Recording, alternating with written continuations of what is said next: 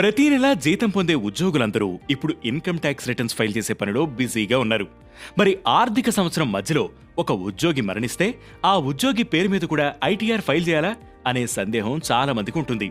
అయితే మరణించిన వ్యక్తి పేరు మీద పన్ను చెల్లించదగిన ఆదాయం ఉంటే ఇన్కమ్ ట్యాక్స్ లా ప్రకారం ట్యాక్స్ రిటర్న్ ఫైల్ చేయాలి. చనిపోయిన వ్యక్తి ఎలా తిరిగి వస్తాడు, ఐటీఆర్ ఎలా ఫైల్ చేస్తాడు అని అనుకోకండి.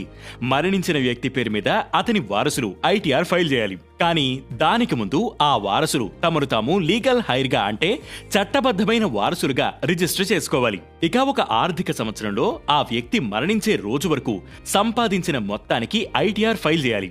ఆదాయాన్ని మినహాయింపులను బట్టి ట్యాక్స్ స్లాబ్ సెలెక్ట్ చేసుకోవాలి. ఒకవేళ ట్యాక్స్ రిఫండ్ ఉంటే దానిని కూడా క్లెయిమ్ చేసుకోవచ్చు. ఆన్లైన్లో కూడా మరణించిన వ్యక్తి ఐటీఆర్ ఫైల్ చేయవచ్చు.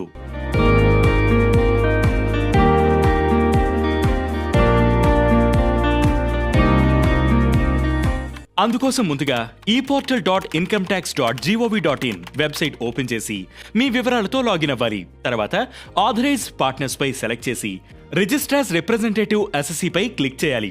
ఇప్పుడు మీకు ఒక కొత్త పేజీ ఓపెన్ అవుతుంది. అందులో క్రియేట్ న్యూ రిక్వెస్ట్ పై క్లిక్ చేసి మరణించిన వ్యక్తి వివరాలు, ఎంతమంది వారసులున్నారు, చట్టబద్ధమైన వారసుల వివరాలు, అక్కడ అడిగిన ఇతర డాక్యుమెంట్స్ అప్లోడ్ చేయాలి.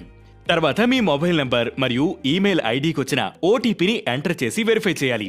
ఈ రిక్వెస్ట్ అప్రూవ్ అవడానికి దాదాపు వారం రోజులు పడుతుంది. కాబట్టి వారం రోజుల తర్వాత ఇదే సైట్లో మీరు రిక్వెస్ట్ స్టేటస్ చెక్ చేసుకోవచ్చు. ఒకవేళ మీ రిక్వెస్ట్ అప్రూవ్ అయితే అప్పుడు మీరు ఐటీఆర్ ఫైలింగ్ చేయొచ్చు. ఐటీ ఫైల్ చేయడానికి మళ్ళీ ఇదే సైట్ ఓపెన్ చేసి డాష్ బోర్డ్ లో logged in as legal heir option select చేసుకోవాలి. ఇప్పుడు మీకు మరణించిన వ్యక్తి ప్రొఫైల్ కనిపిస్తుంది.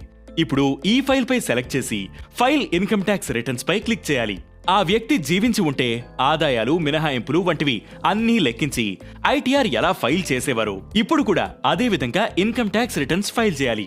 ఒకవేళ మరణించిన వ్యక్తి పేరు మీద ఐటీఆర్ ఫైల్ చేయకుండా అలాగే వదిలేస్తే ఆ వ్యక్తి జీవించి ఉన్నప్పుడు ఆదాయపు పన్ను విధానం ఎలాంటి చర్యలు తీసుకుంటుందో ఇప్పుడు వారసుల మీద కూడా అదే పద్ధతిలో చర్యలు తీసుకుంటుంది.